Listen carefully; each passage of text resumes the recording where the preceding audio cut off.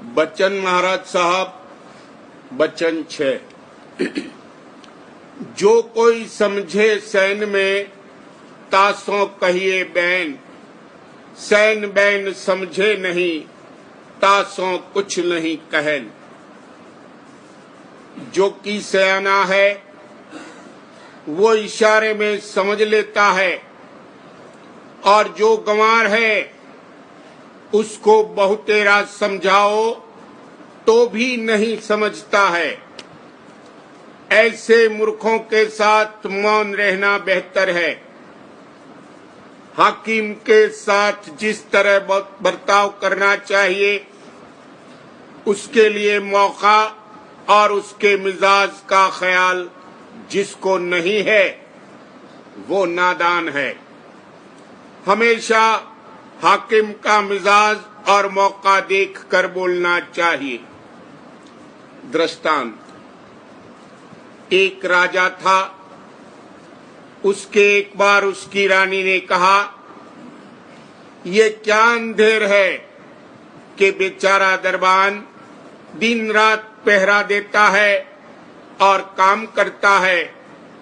उसको 4 रुपया महीना तनख्वाह मिलती है, और जो वजीर है कुछ काम नहीं करता है। एक आध घंटे इधर उधर थोड़ा सा काम कर लिया, उसको 2000 रुपया मिलता है। इसका क्या सबब है? राजा ने कहा, अच्छा रानी, हम तुमको इसका तमाशा दिखाते हैं। हुक्म हुआ कि दरबान को बुलाओ। दरबान हाजिर हुआ। राजा ने कहा, हमने सुना है कि कुतिया जो दरवाजे पर बैठी है उसके बच्चा हुआ है, जाओ देख आओ। दरबान देख के आया और कहा, हाँ बच्चा हुआ है। राजा ने पूछा, कई बच्चे हुए हैं? कहा, ये नहीं कह सकता। राजा ने कहा, अच्छा जाओ फिर देख आओ। उसने आके कहा, 4 बच्चे हैं। राजा ने पूछा, कई नर हैं और कई मादा? दरबान ने कहा, ये नहीं देखा। फिर भेजा गया, आके जवाब दिया कि 2 कुत्ते और 2 कुतिया हैं। राजा ने पूछा, क्या रंग उनका है? कहा, ये नहीं देखा। फिर भेजा गया, आके कहा, सफेद और काले हैं। राजा ने पूछा, कई सफेद और कई काले हैं? कहा, ये नहीं गिना। फिर भेजा गया, आके कहा, 2 सफेद और 2 काले हैं। राजा ने पूछा, कुत्ते सफेद हैं या काले? दरबान ने कहा, ये नहीं देखा। गरज के इसी तरह कई बार वो आया गया। बाद इसके राजा ने वजीर को बुलाया और कहा, सुना है कि कुतिया के बच्चा हुआ है, जाके देख आओ। वजीर गया और आके अर्ज किया, 4 बच्चे हुए हैं, 2 कुत्ते और 2 कुतिया हैं। कुत्ते सफेद और कुतिया काली हैं, और इस तरह उनके पालन पोषण का इंतजाम कर दिया गया है। तब राजा ने रानी से कहा, देखा फर्क? वो बैल के मुआफिक था, जैसे ठेला जाता था वैसे चलता था। और वजीर ने बिना कहे सब सवालों के जवाब दे दिए और बंदोबस्त भी सब कर दिया। रानी बोली, बेशक सैन और बैन समझने का बड़ा फर्क है। सियाने के लिए सैन काफी है, मूर्ख के लिए बैन भी बेफायदा है। चर्चा जो की जाती है वो जिसके लिए है, अगर वो सयाना है तो सैन में समझ लेता है, और जो अयाना नादान है तो औरों से पूछता है कि चर्चा किसके लिए थी। वैसे तो चर्चा की रोशनी हर जानिब फैलती है, मगर बाज दफे खास किसी के मुताल्लिक की जाती है, पर बहुत कम लोग सैन में समझते हैं। असल में कुल कारखाना सैन का है। हम लोग कम ज़र्फ हैं, इस वास्ते नहीं समझ सकते हैं। हुजूर साहब जब कोई बात सैन में कहते थे तो सुनने वाले पहले कहते ये ठीक है, फिर जब अलहदा होते थे तब मन उनका अनेक सूरतें पैदा करता था और फिर वही करते थे जो उनके मन में था। इसका नाम समझ नहीं है। और ऐसे जीवों पर दया कैसे नाजिल हो सकती है? गुरु की मर्जी कभी न परखी, मेहर कहो आवे कैसे धुर की। जब तक ततरबियत है तब तक ये मन के कहे में है। जो प्रेम धार जागे तो सब कार्रवाई ठीक होवे और तन मन की भी सूद भूल जावे, नहीं तो बिल्कुल हालत रूखी फीकी रहती है। दृष्टांत, गुरु अमरदास को उनकी बेटी जो कि भक्त थी एक रोज नहलाती थी। चौकी में कोई कील निकली हुई थी।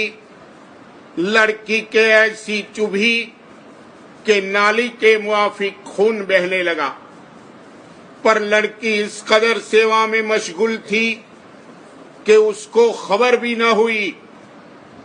गुरु ने ये हाल देखा और निहायत प्रसन्न हुए और फरमाया कि जो तेरी ख्वाहिश हो मांग ले।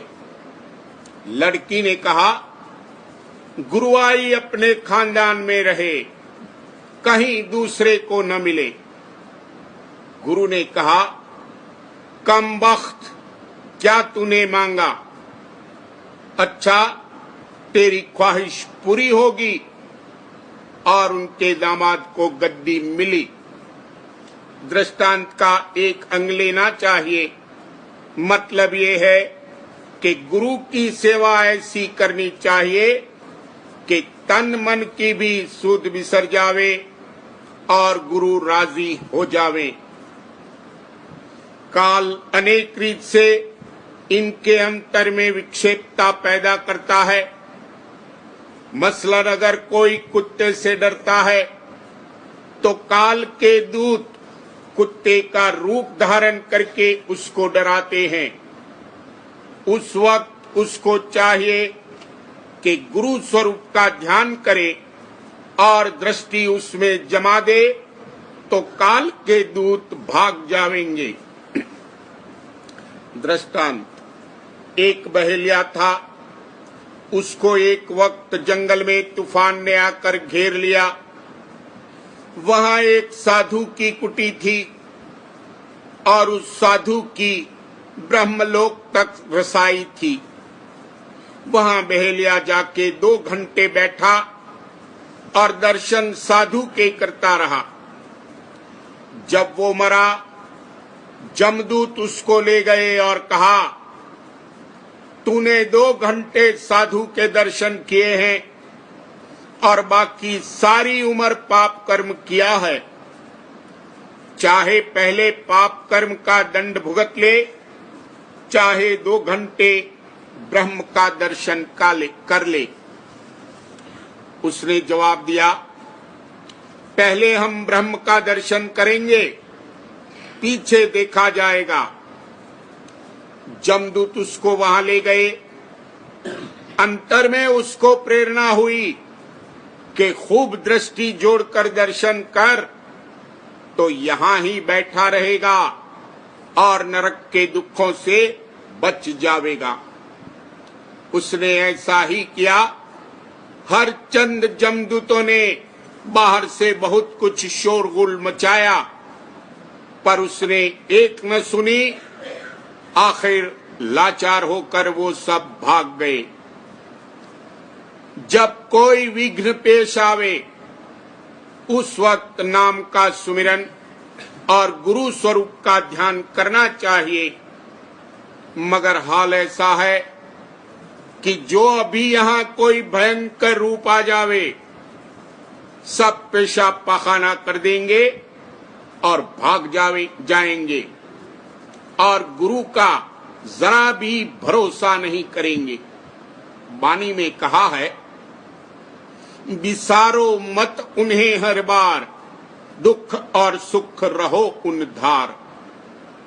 मुनासिब ये है कि अपनी समझबूझ और अकल को ताक पर रख दे और गुरु की याद, लाग, शरण और प्रीत प्रतीत को दृढ़ करे।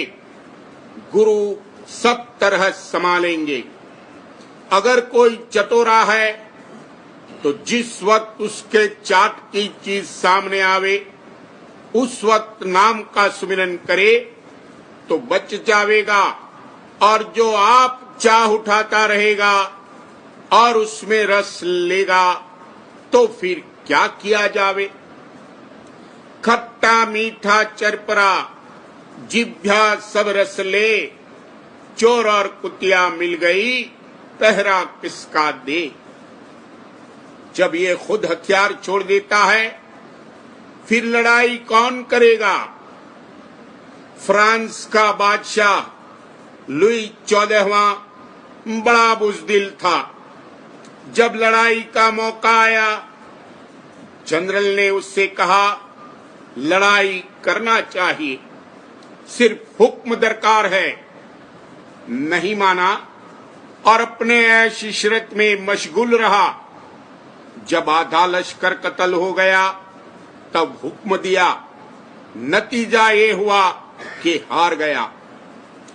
जैसे कृष्ण ने अर्जुन से कहा था कि लड़ाई करूंगा मैं, मगर करानी तुम्हारे हाथ से है, ऐसे ही गुरु मन माया से लड़ाई करते हैं, मगर कराते इसके हाथ से हैं।